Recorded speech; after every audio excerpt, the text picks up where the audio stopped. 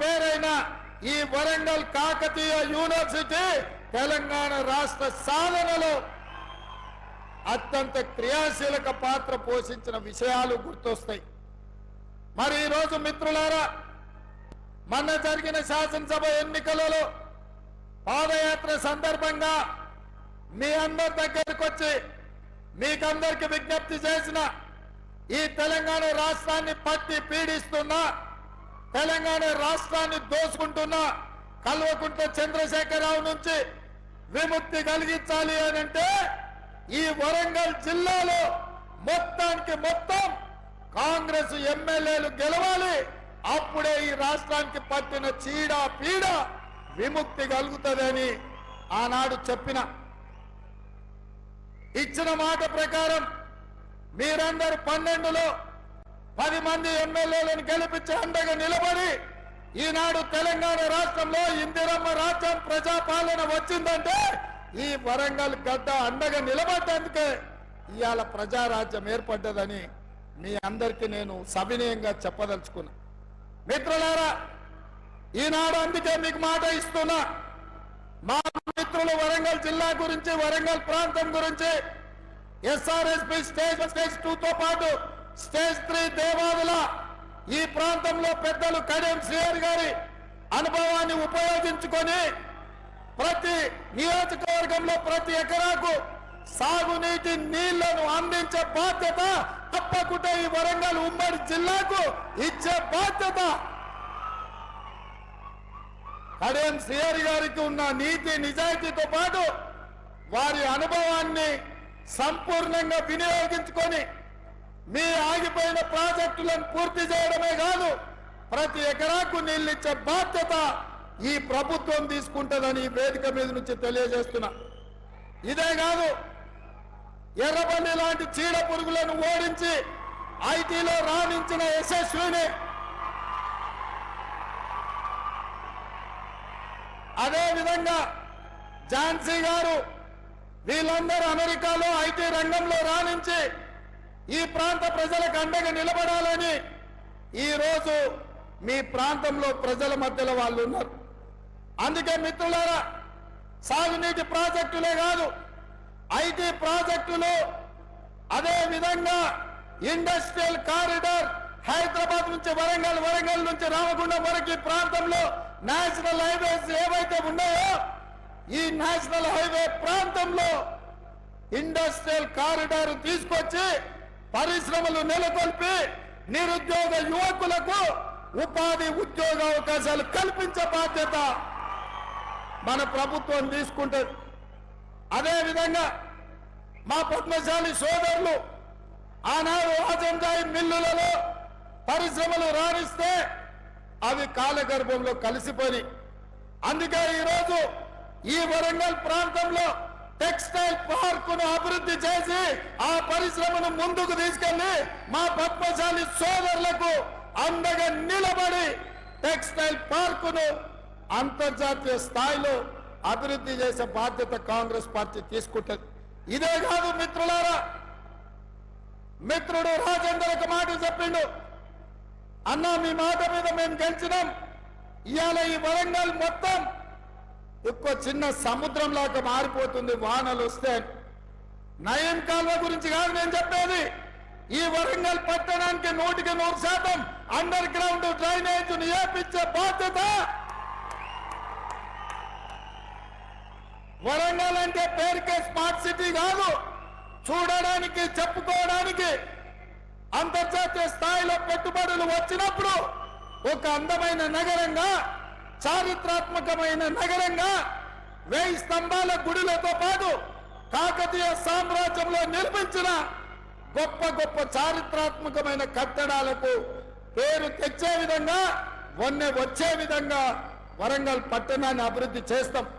ఇదే కాదు, మీడియా మిత్రులారా నా మాట రాసుకోండి, ఈ వరంగల్ పట్టణానికి హైదరాబాద్ నగరంలో ఉన్నట్టు ఔటర్ రింగ్ రోడ్డుతో పాటు అంతర్జాతీయ ఎయిర్పోర్ట్ ఎట్లయితే ఉందో మీకు కూడా వరంగల్ ఔటర్ రింగ్ రోడ్డుతో పాటు మీకు ఎయిర్పోర్టును నిర్మించి సరాసరి విమానం వరంగల్లో దించే బాధ్యత మా ప్రభుత్వం తీసుకుంటది. వరంగల్ పట్టణానికి మహర్దశ కల్పించే బాధ్యత నేను తీసుకుంటా అని చెప్పి మా మిత్రులకు నేను తెలియజేస్తున్నా. మిత్రులారా, సాధించిన తెలంగాణ రాష్ట్రంలో 10 సంవత్సరాలలో అద్భుతాలు చేసి ఉండొచ్చు. వరంగల్ నగరాన్ని మహానగరంగా మార్చి ఉండొచ్చు. కానీ ఒక చెత్త, ఒక మురికి కూపంగా మీ వరంగల్ కు పట్టిన పెద్ద సమస్య మీ చెత్త. చెత్త ఎత్తే దిక్కులేని ప్రభుత్వం గత 10 సంవత్సరాలు ఉండే. అందుకే వరంగల్ పట్టణాన్ని పట్టి పీడిస్తున్న ఈ చెత్త సమస్యకు తొందరలోనే శాశ్వతమైన పరిష్కారాన్ని చూపించి మీకు కరీంనగర్ కు, ఖమ్మంకు కలిపి పెద్ద ఎత్తున చెత్తను సేకరించి విద్యుత్తును ఉత్పత్తి చేసి జాతీయ స్థాయిలో మంచి పేరు తెచ్చే విధంగా ఈ ప్రాంతానికి పెట్టుబడులు తీసుకొచ్చి ఈ ప్రాంత చెత్తను శాశ్వతంగా పరిష్కరించే బాధ్యత మా ప్రభుత్వం తీసుకుంటది. ఆ శాఖ కూడా, మున్సిపల్ శాఖ కూడా నా దగ్గరనే ఉంది. ఎవరికో మంత్రి కూడా చెప్పాల్సిన పని లేదు. నేనే స్వయంగా వచ్చి వరంగల్లో కూర్చొని ఈ వరంగల్ యొక్క సమస్యను పరిష్కరించే బాధ్యత నేను తీసుకుంటా. ఇవాళ నేను అడుగుతున్న మిత్రులారా, తెలంగాణకు ఉద్యమానికి వేదికైనా వేలాది మంది విద్యార్థుల ఉద్యమ బాటను నడిచి తెలంగాణ రాష్ట్రాన్ని సాధించిన కాకతీయ యూనివర్సిటీ ఈ రోజు నిర్వీర్యం అయిపోయింది. నియామకాలు లేవు. వైస్ ఛాన్సలర్ ఉంటే ఎట్లున్నాడో నేను చెప్పాల్సిన పని లేదు. అందుకే రాబోయే కొద్ది రోజుల్లో కాకతీయ యూనివర్సిటీకి కొత్త వైస్ ఛాన్సలర్ ను నియమించడమే కాదు, ఉపాధ్యాయులను అందరినీ నియమించి పేదల బిడ్డలకు నాణ్యమైన చదువును అందించే విధంగా కాకతీయ యూనివర్సిటీ ప్రక్షాళన చేసి మీకు అంతర్జాతీయ స్థాయిలో చదువులు చెప్పించే విధంగా మా ప్రభుత్వం యొక్క నిర్ణయం ఉండబోతుంది. ఎందుకంటే విద్యాశాఖ కూడా నా దగ్గరనే ఉంది మిత్రులారా. అదే విధంగా ఈరోజు విద్య, వైద్యం, అక్కడ హాస్పిటల్లో అర్ధాంతరంగా నిర్మాణం ఆగిపోయి ఉన్నాయి. హాస్పిటళ్లను పూర్తి చేసి హైదరాబాద్కు రావాల్సిన అవసరం లేకుండా ఏ అవసరం ఉన్నా ఉత్తర తెలంగాణ మొత్తం వరంగల్కి వచ్చే విధంగా వైద్యుని కూడా రాణించి ఈ ప్రాంతంలో అభివృద్ధి చేసే బాధ్యత కాంగ్రెస్ పార్టీ తీసుకుంటుందని చెప్పి నేను ఈ సందర్భంగా తెలియజేస్తున్నా. మిత్రులారా, నిన్న నేను చూస్తున్నా మామ అల్లుళ్ళు తోకదెగిన బల్లులాగా ఎగురులాడుతున్నారు. బల్లి తోక తెగితే ఎట్లా ఎగురుతుందో మామ అల్లుళ్ళు కూడా గట్లనే ఎగురుతారు. ఇంకా అధికారం మత్తు దిగిందో లేదో నాకు అర్థం కాలే. అయ్యగారికి మరి ఫామ్ హౌస్ లో వేసిన మత్తు కూడా దిగిందో లేదో నాకు తెలియదు. అసెంబ్లీకి మాత్రం రాడు. చర్చల మీద మాట్లాడతామంటే పారిపోతాడు. ఎవరినో ఒకరిని అడ్డం పెట్టుకొని అసెంబ్లీకి రాకుండా తప్పించుకున్నాడు. అసెంబ్లీ రాని దద్దమ్మలు, బడికి రాని బడి దొంగలు లాంటి వాళ్ళు అంతేనా? మరి అట్లాంటి బడి దొంగలు నిన్న టీవీ 9లో పోయి కూర్చొని 4 గంటలు కూర్చున్నాడు. సిగ్గున్నదా అని అడుగుతున్నా. 10 ఏళ్ళు ముఖ్యమంత్రి చేసిన ప్రతిపక్ష నాయకుడు అసెంబ్లీకి రాకుండా, సమస్యల మీద మాట్లాడకుండా, ప్రభుత్వానికి సలహాలు ఇవ్వకుండా గత ప్రభుత్వంలో జరిగిన దోపిడీని ప్రశ్నించి అంగిలాగు ఊడదీస్తామని అసెంబ్లీలో మా కళ్ళలకు చూసే ధైర్యం లేక పారిపోయి టీవీ 9లో కూర్చొని నిన్న ప్రగల్భాలు మాట్లాడుతున్నాడు. ఆయన మెదడును రంగరించి ఆయన రక్తాన్ని దారబోసి కాళేశ్వరం కట్టిండంట. దద్దమ్మ, నువ్వు అట్లా కట్టినవో లేవో ఇట్లా కూలిపోయింది. ఇంతకంటే ప్రపంచంలో దివాలగాడు ఎవడని ఉంటాడా అని నేను అడుగుతున్నా. కాళేశ్వరం డిజైన్ వేసినప్పుడు తీసినవా, దిగినప్పుడు దించినవా అని నేను అడుగుతున్నా. రాపోదాం. ఇప్పుడు కూడా మా శ్రీధర్ బాబు గారి నియోజకవర్గమే మంతన్నిలోనే కాళేశ్వరం ఉంది. చిన్న కాళేశ్వరం, కాళేశ్వరం కలిసిపోదాం. సూటిగా సవాలు విసురుతున్న కేసీఆర్, నువ్వు కట్టిన అద్భుతం ఏందో, ఈ అద్భుతం తెలంగాణకు ఏ రకంగా ఉపయోగపడుతుందో మేమందరం వస్తాం. ఆమె కూర్చుందాం, నిపుణులను పిలిపిద్దాం, మేధావులను పిలిపిద్దాం, తెలంగాణ సమాజాన్ని ఆహ్వానిద్దాం. అన్ని ప్రభుత్వమే ఏర్పాటు చేస్తుంది. నీకు దమ్ము, ధైర్యం, నీతి, నిజాయితీ, చిత్తశుద్ధి ఉంటే రా కాళేశ్వరం పోదాం. అడిగేటోడు నీవోడే, చూపించేటోడు నీవోడే. నీ సొల్లు పురాణం అంతా 4 గంటలు చెప్తున్నావు కదా. నువ్వు కట్టింది అద్భుతమైతే కాళేశ్వరం దగ్గరనే చర్చ పెడదాం రా. 1,00,000 కోట్లు ఖర్చు పెట్టి కట్టిన కాళేశ్వరం కూలింది, మేడిగడ్డ మేడి పండైంది, సుందిల్ల సున్నమైంది, అన్నారం ఆకాశంలో కలిసిపోయింది. ఇది ఆ సన్నాసి చేసిన గొప్ప పని. 10 ఏళ్ళు ఇస్తే గది కట్టింది. అదే మా కాంగ్రెస్ పార్టీ అధికారంలో ఉన్నప్పుడు, స్వతంత్రం వచ్చినప్పుడు పండిత్ జవహర్లాల్ నెహ్రూ గారు నాగార్జున సాగర్ కట్టిండు. ఎట్లుందో ఒక్కసారి చూడు. అదే మా పార్టీ అధికారంలో ఉన్నప్పుడు శ్రీశైలం కట్టినాం, శ్రీరామ్ సాగర్ కట్టినాం, కల్వకుర్తి కట్టినాం, భీమా కట్టినాం, నెట్టంపాడు కట్టినాం, జూరాల కట్టినాం, శ్రీహరి గారు మొదలుపెట్టిన దేవాదుల కట్టినాం. మేం కట్టిన ప్రాజెక్టులు ఎట్లున్నాయో ఒక్కసారి వచ్చి చూద్దాం రా. నువ్వు కట్టిన కాళేశ్వరం ఎట్లేడుస్తుందో ఒక్కసారి చూసొద్దాం. అందుకే ఈరోజు ఇక సన్నాసి గురించి ఎంత చెప్పినా సచ్చిన పామే. సచ్చిన పావుని ఏం కొడతామా? ఇవాళ టీఆర్ఎస్కే నన్ను డిపాజిట్ వచ్చే పరిస్థితి ఉందా? కాబట్టి ఇవాళ టీఆర్ఎస్ కాదు, ఏనుగులను తినేటోడు పోయిందంటే పీనుగులను తినేటోడు వచ్చిండు అన్నట్టుగా మోడీ తయారైండు. వీళ్ళిద్దరు తోడు దొంగలే. వీళ్ళిద్దరు తోడు దొంగలు గూడు పుటాని తెలంగాణ మీద కుట్ర చేశారు. 10 ఏళ్ళు కేసీఆర్ ఎవరు గెలిచినా ఢిల్లీలో మోడీకే తాకట్టు పెట్టాడు. వీళ్ళిద్దరిని వేరువేరుగా చూడలేం. వీళ్ళిద్దరు నాణానికి బొమ్మ బొరుసులాంటోళ్ళు. వీళ్ళిద్దరు కలిసికట్టుగా తెలంగాణకు అన్యాయం చేసిన వాళ్ళు. అందుకే డిసెంబర్లో జరిగిన ఎన్నికల్లో చంద్రశేఖరరావుకు బుద్ధి చెప్పిండ్రు. ఇవాళ మే నెలలో జరగబోయే ఎన్నికల్లో నరేంద్ర మోడీకి గుణపాఠం చెప్పాలి. నరేంద్ర మోడీ గారు ఇచ్చిన హామీలు ఏవైనా అమలైనాయా భారతీయ జనతా పార్టీ నాయకులు చెప్పాలి. ఇవాళ నేను అడుగుతున్న బీజేపీ నాయకులను, ప్రచారానికి వస్తున్న నేతలను, ఆనాడు నరేంద్ర మోడీ చెప్పిండు ప్రతి సంవత్సరం 2 కోట్ల ఉద్యోగాలు ఇస్తా అన్నాడు. 10 ఏళ్ళైంది ప్రధానమంత్రి అయి 20 కోట్ల ఉద్యోగాలు ఇవ్వాలి. నేను అడిగిన ప్రశ్నకు 7,21,680 ఉద్యోగాలు ఇచ్చినామని పార్లమెంట్ లో సమాధానం ఇచ్చాడు. ఇస్తున్న 20 కోట్ల ఉద్యోగాలు ఎక్కడా, ఇచ్చిన 7 లక్షల ఉద్యోగాలు ఎక్కడా అని చెప్పి నరేంద్ర మోడీ గారిని నేను అడుగుతున్నా. నరేంద్ర మోడీ గారు రైతులకు మాట ఇచ్చిండు, రైతుల ఆదాయాన్ని 2 చేసి ఆత్మహత్యలు ఆపుతా అని. ఆత్మహత్యలు ఆపలేదు, ఆదాయం పెరగలేదు. కానీ వ్యవసాయాన్ని రైతు వ్యతిరేక నల్ల చట్టాలు తీసుకొచ్చి అదాని, అంబానీ, అమెజాన్లకు అమ్మడానికి చూసి రైతుల ప్రాణాలను అదాని దగ్గర తాకట్టు పెడితే ఢిల్లీ సరిహద్దుల్లో లక్షలాది మంది రైతులు 16 నెలలు వీరోచితమైన పోరాటం చేసింది. సరిహద్దుల్లో సైనికులు ఎట్లా కొట్లాడతారో ఢిల్లీ సరిహద్దుల్లో పంజాబ్, హర్యానా, ఉత్తరప్రదేశ్, మధ్యప్రదేశ్, రాజస్థాన్ ప్రాంతాల నుంచి వేలాది మంది రైతులు వచ్చి నరేంద్ర మోడీ మీద యుద్ధం ప్రకటించి రైతు వ్యతిరేక నల్ల చట్టాలు వెనక్కి తీసుకోవడమే కాదు, నరేంద్ర మోడీ మెడలు వంచి రైతాంగానికి క్షమాపణ చెప్పించిన చరిత్ర హర్యానా, పంజాబ్ రైతులకు ఉంది. ఇదే కాదు, 2014 ప్రధానమంత్రిగా పోటీలో ఉన్నప్పుడు చెప్పిండు, చాలా మంది నాయకులు లక్షలాది కోట్ల రూపాయలు సంపాదించి స్విస్ బ్యాంకులో పెట్టిండ్రు.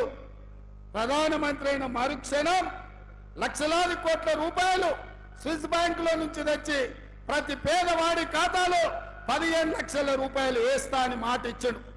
నేను అడుగుతున్న వరంగల్ మిత్రులను, మీ ఖాతాలో ఎవరికైనా నరేంద్ర మోడీ 15 లక్షల రూపాయలు వేసిండా? వేసిండా? వేసిండా? మీకెవరికి రాలే కదా. మన రాష్ట్రంలో ఏ ఒక్కరికి రాలే. మరి ఇవాళ ఏ ముఖం పెట్టుకొని ఓట్లు అడుగుతున్నాడు? రైతుల ఆదాయం పెంచుట 2 చేస్తా అన్నాడు. ఇవాళ పండించిన పంట కొనే దిక్కు లేదు. రైతు వ్యతిరేక నల్ల చట్టాలు తీసుకొచ్చిండు. ఇట్లా ఏది చూసినా నరేంద్ర మోడీ చేతిలో మోసపోయినాం. ఇక తెలంగాణ విషయానికి వస్తే, ఆనాడు రాష్ట్ర పునర్విభజన చట్టంలో ఖమ్మం జిల్లాలో ఉక్కు కర్మాగారం పెట్టి ఆదివాసీ సోదరులకు ఉద్యోగ ఉపాధి అవకాశాలు కల్పించాలని సోనియమ్మ మనకు మంజూరు చేసింది. బయ్యారం ఉక్కు కర్మాగారం ఇచ్చింది.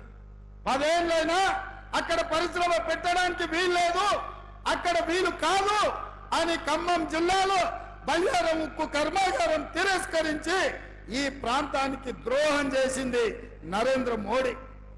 అదే విధంగా Warangal Kazipet railway coach factory, Warangal Kazipet junction అంటే దక్షిణాది రాష్ట్రాలను కలిపే జంక్షన్. ఇక్కడ కోచ్ ఫ్యాక్టరీ పెట్టడం ద్వారా దేశానికే పెద్ద పరిశ్రమ తీసుకురావాలని సోనియమ్మ ఆలోచన చేసింది. మన తెలంగాణకు మన కాజీపేటకు రైల్వే కోచ్ ఫ్యాక్టరీ సోనియమ్మ మన్మోహన్ సింగ్ ఇచ్చారు. నరేంద్ర మోడీ వచ్చి రద్దు చేసి దీన్ని మహారాష్ట్రకు తరలించకపోయిండు. మనకి ఇవ్వాల్సిన రైల్వే కోచ్ ఫ్యాక్టరీ మహారాష్ట్రకు లాతూర్కు తరలించకపోయిండు. నేను అడుగుతున్నా, IIIT గాని ITIR కారిడార్ గాని ఈ రోజు మనకి ఇవ్వాల్సింది ఇవ్వలే. NTPC ద్వారా 4000 మెగావాట్ల విద్యుత్ ఉత్పత్తి సంస్థల్ని నిర్మాణం చేయలే. గిరిజన యూనివర్సిటీ కొట్లాడంగా నిన్నగాక మొన్న మంజూరు చేసింది. ఇట్లా చెప్పుకుంటూ పోతే నరేంద్ర మోడీ చేసిన ద్రోహం అంతా ఇంత కాదు.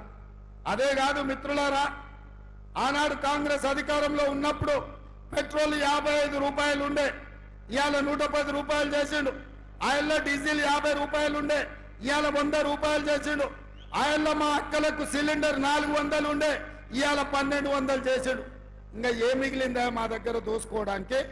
మా చేనేత కార్మికులు కష్టపడి రెక్కలు ముక్కలు చేసుకుంటుంటే ఇవాళ చేనేత పరిశ్రమ మీద GST వేసిండు. అగ్గిపెట్టే సబ్బు బిల్ల ఆఖరికి వాళ్ళు దేవుడి భక్తులు అంటారు, అగరబత్తీలను కూడా వదిలే అగరబత్తీల మీద కూడా GST వేసిండు. ఇంతకంటే దుర్మార్గమైన భక్తుడు ఎవడని ఉంటాడా ఈ దేశంలో అని నేను అడుగుతున్నా.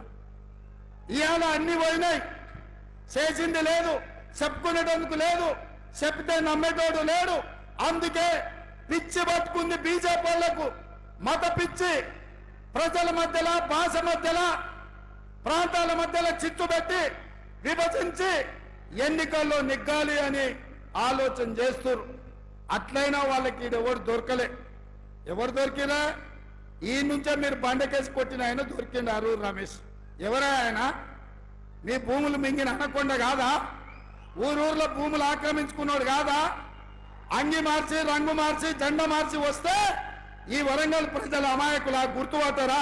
ఏ రూపంలో వచ్చినా, ఏ SMS వచ్చినా అరూరు రమేష్ ను బండకేసి కొట్టేది గ్యారంటీ. ఈ అనకొండ అంతు చూసేది గ్యారంటీ. ఇవాళ భూములు ఆక్రమించుకునే ఆరూరు రమేష్ కావాలన్నా పేద ప్రజలకు వైద్యం అందించి డాక్టర్గా చదువుకొని రాణించి కడియం సిఆర్ నుండి నీతి నిజాయితీని వారసత్వంగా తీసుకొని పేదలకు సేవలు అందించాలన్న ఆలోచనతోని ఇవాళ ఒక ఆడబిడ్డ మీ ముందుకు వచ్చింది. ఇవాళ కాంగ్రెస్ పార్టీ శ్రీహరి గారు టికెట్ అడగలే. నేను ఈ వేదిక మీద నుంచి స్పష్టంగా చెప్పదలుచుకున్న ఈ రాష్ట్ర ప్రజలకు, శ్రీహరి గారు కాంగ్రెస్ ను సంప్రదించలే. నేనే స్వయంగా శ్రీహరి గారి దగ్గరికి మా పెద్దల్ని పంపించిన. ఎందుకంటే ఈ ప్రభుత్వంలో నిజాయితీ కలిగిన ప్రజలకు చిత్తశుద్ధితో సేవ చేసే నాయకులు నా ఎంబడి ఉంటే నా గౌరవం, పార్టీ గౌరవం పెరుగుతుందని శ్రీహరి గారిని కాంగ్రెస్ లోకి తీసుకురండి, చదువుకున్న డాక్టర్ కావ్యను ఎంపీని చేద్దామని చెప్పి ప్రతిపాదన నేను పంపించిన.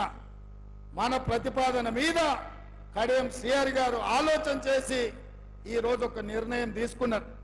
నాకు తెలిసి వారు నిర్ణయం తీసుకోకపోదురేమో, కానీ బీజేపీ రూమర్లో ప్రజాస్వామ్యానికి ఒక ప్రమాదం పొంచి ఉన్నది. బీజేపీ ఇవాళ SC ST రిజర్వేషన్లు రద్దు చేసి రాజ్యాంగాన్ని మార్చేసి దళితుల మీద, గిరిజనుల మీద దాడులు చేసి ఈ రోజు ఈ ప్రజాస్వామ్యాన్ని మీదనే దాడి చేసే ప్రయత్నం చేస్తుంది.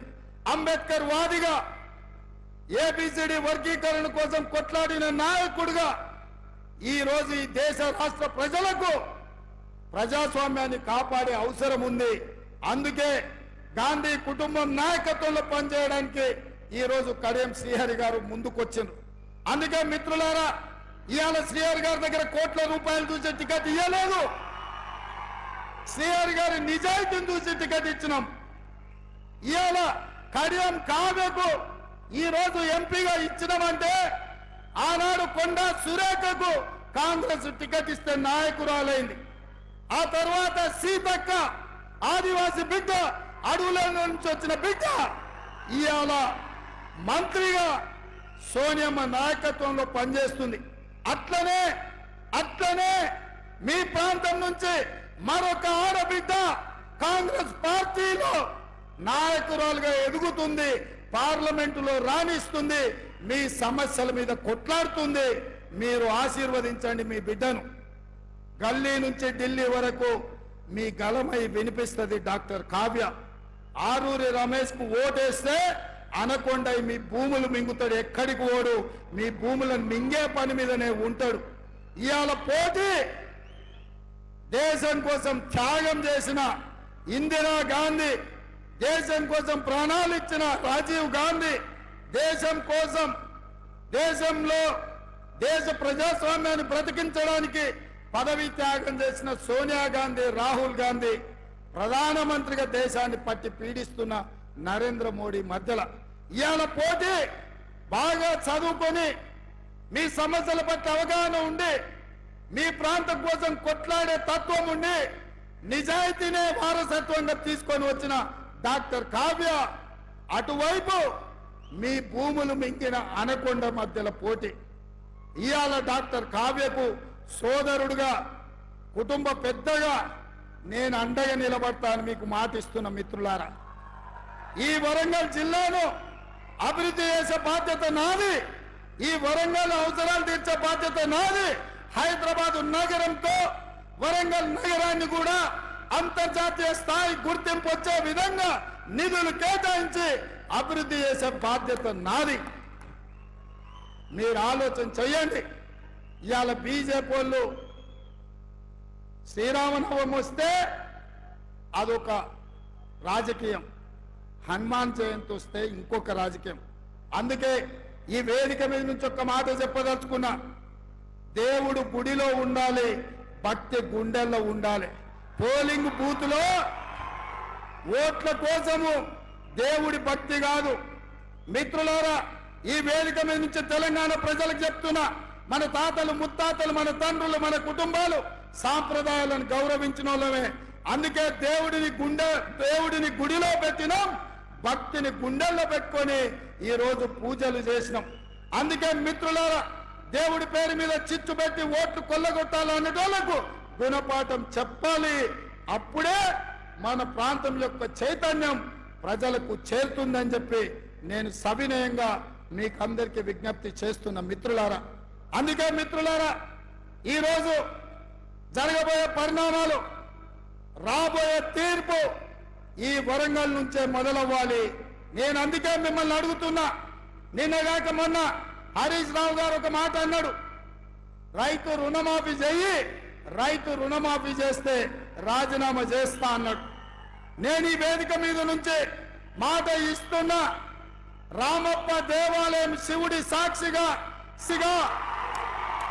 1000 స్తంభాల గుడి సాక్షిగా అక్కడి సూర్యుడు ఇక్కడ ఉదయించిన, భూమి ఆకాశం తిరగబడ్డా, తుఫానులు వచ్చినా, భూకంపం వచ్చినా, భూమి బద్దలైనా నేను మాట ఇస్తున్నా, 15 ఆగస్టు లోపల తెలంగాణ రైతాంగానికి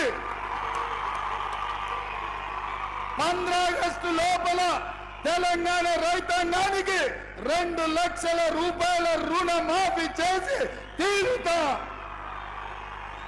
హరీష్ రావు అన్నావు కదా సిద్దిపేటకు రాజీనామా చేస్తా అని, రాజీనామా పత్రం జేబులో పెట్టుకో. 15 ఆగస్టు నాడు నీతో మాట్లాడతా బిడ్డ, మాట మీద ఉండాలి.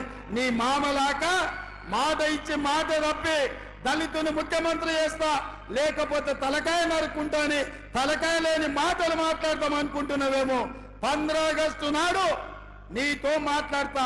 దేశానికి స్వతంత్రమే కాదు, రైతులకు కూడా ఆర్థిక స్వతంత్రం తీసుకొచ్చే రోజు 15 ఆగస్టు 2 లక్షల రుణమాఫీ చేస్తా.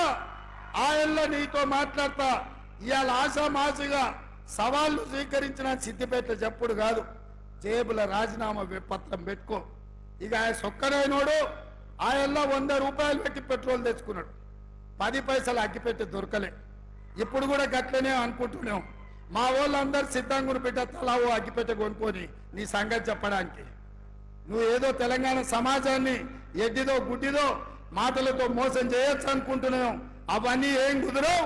15 ఆగస్టు నాడు నీ ఆఖరి శాసనసభ సభ్యత్వం రైతు రుణమాఫీ చేసి